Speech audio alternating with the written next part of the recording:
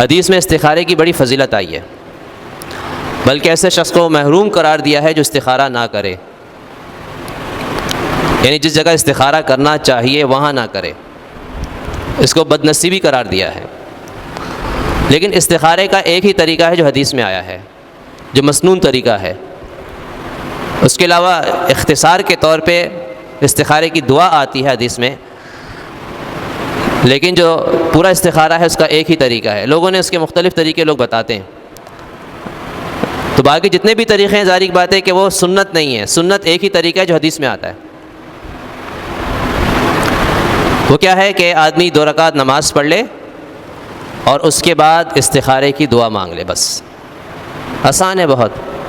استخارے کی نیت سے 2 رکعت نماز پڑھ لے اور استخارے کی دعا جو حدیث میں آتی ہے وہ مانگ لے، استخارہ ہو گیا اس کا۔ اس کے بعد مزید کچھ کرنے کی ضرورت نہیں اس کو۔ استخارے کے بارے میں جو غلط فہمی لوگوں کی ہے وہ یہ ہے کہ عام طور پہ لوگ سمجھتے ہیں کہ استخارہ کرنے کے بعد کوئی اس کو جواب ملے گا، اللہ تعالیٰ کی طرف سے کوئی جواب آئے گا، تو یہ کوئی ضروری نہیں ہے، کیونکہ دعا کے اندر بھی جو دعا کا مضمون ہے، دعا کا جو مفہوم ہے، اس کو آپ ذرا غور سے پڑھیں، دیکھیں، ترجمہ دیکھیں تو آپ کو پتہ چلے گا کہ اس میں صرف اللہ تعالیٰ سے خیر مانگی گئی ہے اور شر سے حفاظت کی دعا ہے۔ استخارہ، یہ جو لفظ ہے استخارہ، اس کا ترجمہ بنتا ہے خیر مانگنا، خیر طلب کرنا۔ اس میں کوئی مشورہ نہیں ہے۔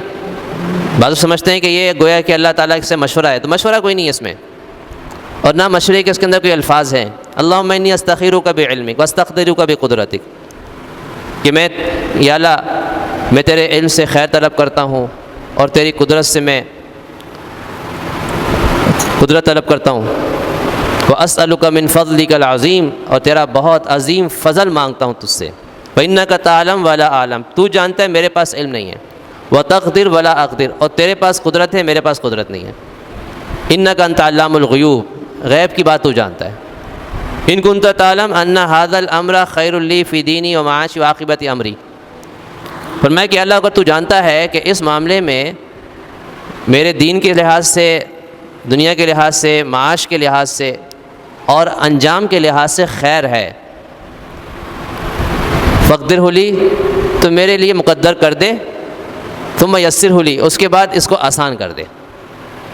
بس یہ خیر مانگی اللہ تعالیٰ سے کہ اللہ جو میں کام کرنے جا رہا ہوں اس میں خیر ہے میرے لیے، تو خیر مقدر کر دے، آسان کر دے۔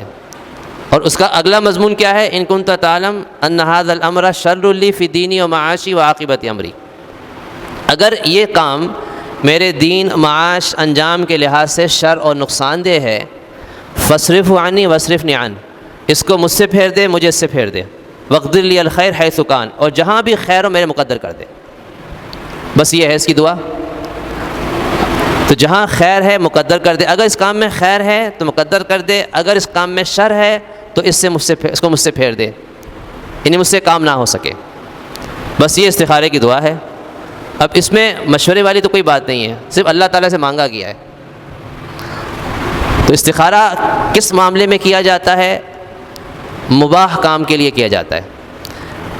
استخارہ نیکی کے کام کے لیے نہیں کیا جاتا کہ میں نیکی کا کام کروں یا نہ کروں۔ اس کی وجہ ظاہر ہے کہ نیکی کا کام ہے تو کرنے کا ہی ہے، اس میں کیا اللہ سے مانگنا، وہ تو کرنے کا ہے، نیکی کا کام ہے، آخرت کا فائدہ ہے۔ یا اللہ میں تہجد کی نماز پڑھوں نہ پڑھوں، یہ کوئی استخارے والی بات تھوڑی ہے اس میں۔